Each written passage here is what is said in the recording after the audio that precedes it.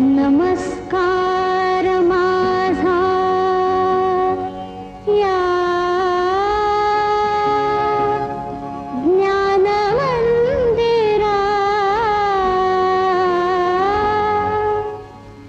सत्यं शिवं सुंदरा सत्यं शिवं सुंदरा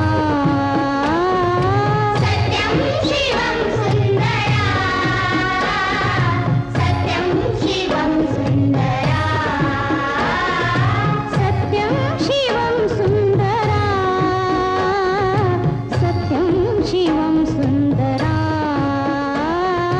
सत्यं शिवं सुंदरा सत्यं शिवं सुंदरा.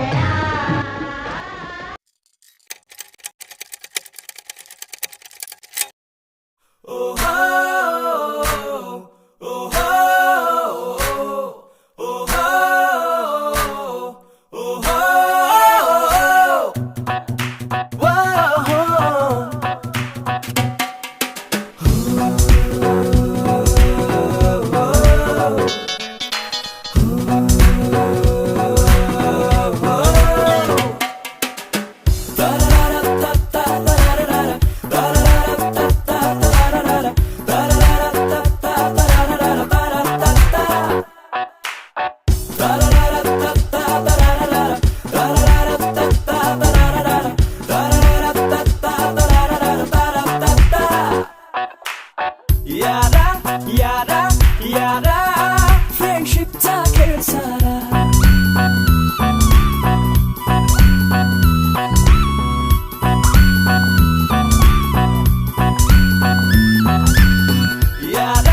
यारा फ्रेंडशिपचा खेळ सारा येडे चाळे कधी उन्हाळ मस्ती जरी जागरण तरी न सुस्ती यारी ओके मग सरी बरस तुझ्या बागा भले से मोठी खिशास खिडकी तरी कधी कोण लागे न कडकी यार असो छोरा या गोरी लडकी दिला हक्काची जागा.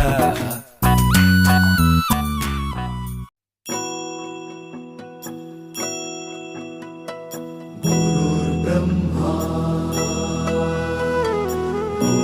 विष्णु गुरुदेवो महेश्वरा गुरु साक्षात् परब्रह्म तस्मै श्री गुरवे नमः.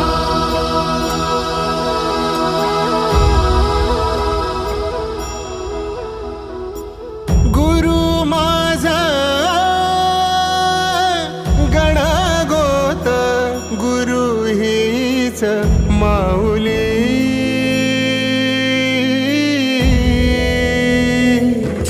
गुरु स्पर्श दूर करी दुःखाची सावली गुरु भेटीसाठी झाली जीवाची काहिली भक्त तुझा गुरुदेवा पुरता अटला भेटला विठ्ठल माझा भेटला विठ्ठल भेटला विठ्ठल माझा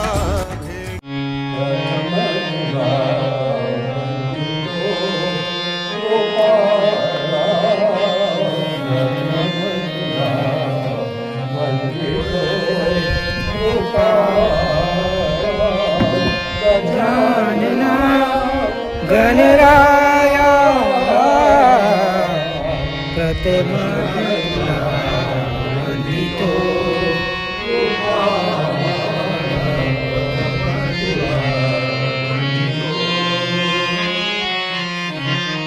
प्रत्येक विद्यार्थ्याच्या जीवन मंदिराचा कळस होण्याचं भाग्य जरी आम्हा प्राथमिक शिक्षकांचं नसलं तरी त्यांच्या जीवन मंदिराच्या भिंतीची भरभक्कम वीट होण्याचा अधिकार मात्र नक्कीच आहे. हा महाराष्ट्र ज्यांची पुस्तकं वाचून शिष्यवृत्ती शिकतो आणि शिकवतो आज आम्ही त्यांच्या हाताखाली सत्यं शिवं सुंदरा. जगात सगळे श्रीमंत प्राणी कोणता असेल ना तर तो म्हणजे शिक्षक आहे. तीनही शिक्षकांच्या वतीनं मी बोलते, कारण त्यांच्या पुढच्या पिढीचे मी प्रतिनिधी आहे. प्रत्येक शिक्षकाला सगळे विद्यार्थी सारखे असतात. सुंदरा सत्यं शिवं माझी सवय माहीत असेल की अचानक असं वर्ष संपत आलं की मी तुमच्याकडनं ते कागद घेऊन घ्यायचं. आठवतं तुम्हाला? त्याच्यावर तुमचं नाव नव्हतं टाकायला सांगितलं. फक्त माझ्याबद्दल तुम्हाला काय वाटतं ते त्याच्यामध्ये लिहा. आजही ते कागद माझ्याकडे बनशिले आजही आहेत. ज्या ज्या वेळेला माझ्या जीवनामध्ये काही वैफल्य निर्माण होतं तर मी कागद काढतो आणि ते वाचायला सुरुवात करतो. वाचायला का मग सगळं मनातलं मळ व्हायला सगळं दूर होऊन जातं. दर्जेदार शिक्षण काय असतं हे विद्यानिकेतनमधून शिकलो. आपण म्हणतो ना, पूर्वजन्मीचं काय कर्म पुण्य, ते हे आहे आपलं. प्रगतीचे पंख दे चिमण पाखरा चिमण पाखरा.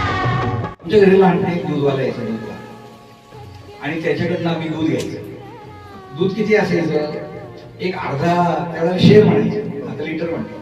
अर्धा शेर दूध आम्ही घ्यायचं. तो काय करायचं, घागरीवरून आमच्या त्या पातेल्यामध्ये दूध टाकायचं. एक पावशेरचा माप असायचा. पूर्वी लिटर वगैरे नव्हतं, पावशेरचा माप असायचं. एक पावशेरचा माप तो आमच्या पातेल्यामध्ये टाकायचा. पुन्हा दुसरं माप टाकायचं आणि तिसऱ्या मापामध्ये थोडं दूध टाकायचं. आमचं त्या 2 मापांकडे लक्ष नसायचं. तिसऱ्या मापामध्ये दूध किती टाकतो याच्याकडे. तुम्ही सुद्धा जिथे काम करत असाल ना, तिसरं माप भरभरून द्या. तिसरं माप भरभरून दिलं ना, काय आनंद मिळतो बघा जीवनामध्ये. तर म्हणाले ना, मला विद्यानिकेतनच्या प्रतिकृती जिल्हा परिषदेच्या शाळेच्या तयार करायच्या. नावने पैल तिरे दया सागरा दया सागरा. शिक्षकांनी हे शिकवले की माणसाला त्याच्या संस्कारानं जज करा, त्याच्या पैशाने. तुम्ही एवढी मोठी झालेली मुलं ज्या वेळेला पाहिली ना, त्या वेळेला खरं अर्जुनाचं धनुर्धारी युद्ध पाहिल्यानंतर द्रोणाचार्यांना जो आनंद झाला, तशा प्रकारचा आनंद आमच्या शिक्षकांना झाला. कोणी आर्थिकदृष्ट्या खूप पुढे गेलं, कोणी मागं राहिलं, कोणी करत राहिलं, पण ज्याला एक प्युअर सोल म्हणतात ना, तो प्युअर सोल मात्र या विद्यानिकेतनला घडवला. हो आम्ही नीतिमंत कला गुणी बुद्धिमंत. जमीन सगळीकडची सारखी नसते, काही सुपीक असते, काही नापीक असते, पण तो ज्या नापीक पिकातून सुद्धा जो शेतकरी जास्त उत्पन्न घेतो तो ग्रेट असतो. आणि असेच आपले सगळे शिक्षक आहेत. घडणारे घडतच असतात आणि बिघडणारे बिघडतच असतात. माझं एक शिक्षक म्हणून सुरुवात केली ज्ञान मंदिरा सत्यं शिवं सु. आपल्या मराठी शाळा जर वाचवायच्या असतील ना, तर आपल्यालाच पुढाकार घ्यावा लागेल. आपल्याला आपल्या भारतात राहायचंय, आपल्याला या मातीशी जुळायचंय आणि आपली माती मराठी माती. जर या मातीशी जुळायचं असेल तर आपल्या भाषेशी आपल्याला लांब राहून चालेल का? तर असे शिक्षक टिकवायचे असतील तर आपल्या मराठी शाळा ह्या आपण जगवल्या पाहिजे. आपण मराठीतून शिकलो ना, म्हणून आज आपल्याला कुठेही फेकलं ना, ते मांजरासारखं आपण 4 पायावर उभं राहतो. ही ताकद आपल्या मराठीची. आपण स्पेशल आहोत कारण आपण विद्यानिकेतनचे विद्यार्थी आहोत. जसे शिक्षण तसे लक्षण ही म्हण मनुष्याच्या आयुष्याबाबत अक्षरशः खरी आहे. नदीच्या प्रवाहाची दिशा तिच्या उगमस्थानावर असलेल्या पर्वतांवर व आसपासच्या प्रदेशावर अवलंबून असते. त्याचप्रमाणे माणसाच्या आयुष्याला वळणे देणारे खरे शिल्पकार म्हणजे त्याचे पालक आणि शिक्षक होय. अनुवंशिक गुणदोष, स्वभावाचे काही अंश जन्मतः असतात हे मान्यच, परंतु बालपणीचे संस्कार, योग्य संगत, उत्कृष्ट शिक्षक आणि उच्च ध्येय हीच व्यक्तिमत्व विकासाची खरी पायाभरणी करतात. हे विसरून चालणार नाही. मनुष्य सृष्टीचा राजा आहे असे म्हणतात, कारण इतर प्राण्यांमध्ये फक्त शारीरिक वाढ होते, त्यांच्या बौद्धिक विकासाला मर्यादा असते. पण मनुष्याची बुद्धी, मूल्य आणि विचार यांना मर्यादा नाहीत. म्हणूनच वाल्या कोळीसुद्धा रामायण रचणारा वाल्मिकी ऋषी होऊ शकतो. शिक्षण आणि संस्कार यांची हीच महिमा. आपण अनेक स्नेहमेळावे पाहतो, शाळेचे, कॉलेजचे, ऑफिसचे, पण प्राथमिक शाळेतील मित्रमैत्रिणी पुन्हा भेटतील असे स्वप्नातही वाटत नाही. तरीही काही जिद्दी मित्रांनी खूप प्रयत्न करून हे अशक्य शक्य केले आणि 8 फेब्रुवारीचा दिवस उगवला. तो दिवस खरोखर अनोखा आणि अविस्मरणीय ठरला, कारण प्राथमिक शाळेचे शिक्षक आणि मित्रमैत्रिणी पुन्हा एकत्र आलो. आणि पृथ्वी गोल आहे हे पुन्हा एकदा सिद्ध झाले. पैचान कोण म्हणत आम्ही एकमेकांकडे पाहत होतो. काहींना तर तब्बल 35 वर्षांनी भेटत होतो. 50च्या उंबरठ्यावर उभे असताना आम्ही क्षणात पुन्हा लहान झालो. बालपण परत आले. मग काय, चेष्टा, मस्करी, खोड्या, आठवणींना ऊत आला. प्रत्येक जण मनोगत व्यक्त करताना एकच सांगत होता. शाळा, कॉलेज, नोकरी, समाजात अनेक मित्र भेटले, पण विद्यानिकेतनच्या मित्रमैत्रिणींशी जुळलेली नाळ कुणाशीच जुळली नाही. कारण इथल्या शिक्षकांनी आम्हाला केवळ शिक्षण दिले नाही, तर आयुष्य जगायला शिकवले, आम्हाला घडवले. त्या दिवशी डोळ्यांत आलेले पाणी खूप काही सांगत होते. प्रत्येक जण भावुक झाला होता. अनेक वर्ष मनात दडवून ठेवलेला आठवणींचा खजिना जणू उघडला होता. प्रत्येक जण भरभरून बोलत होता आणि आयोजकांना आवरणे कठीण होत होते. आमच्या शिक्षकांच्या चेहऱ्यावरचा आनंद तर अवर्णनीय होता. त्यांच्या विद्यार्थ्यांनी आयुष्यात मोठी उंची गाठली, तरी त्यांनी आपल्या प्राथमिक शिक्षकांना आणि मित्रांना विसरले नाही. हे पाहून त्यांच्या आयुष्याचे सार्थक झाल्यासारखे वाटत होते. जणू ते मनात म्हणत होते, अशी पाखरे येती आणि स्मृती ठेवून जाती. म्हणतात ना, डॉक्टर, इंजिनियर, वकील, अधिकारी अशा असंख्य पिढ्या घडवणारा शिक्षक मात्र स्वतः त्याच ठिकाणी शांतपणे उभा राहतो. पण त्याच्या विद्यार्थ्यांच्या यशातच त्याचे खरे जगणे असते.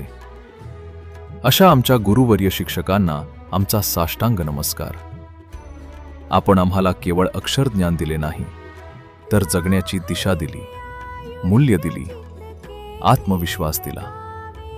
आमच्या आयुष्यातील प्रत्येक यशामागे तुमचा हात आहे. कधी प्रेमळ आधार म्हणून, तर कधी कठोर मार्गदर्शक म्हणून. तुमची कीर्ती अशीच अखंड वाढत राहो. आम्ही जिथे जिथे जाऊ तिथे तुमच्या संस्कारांचा सुगंध पसरत राहो. हीच ईश्वरचरणी आमची मनपूर्वक प्रार्थना.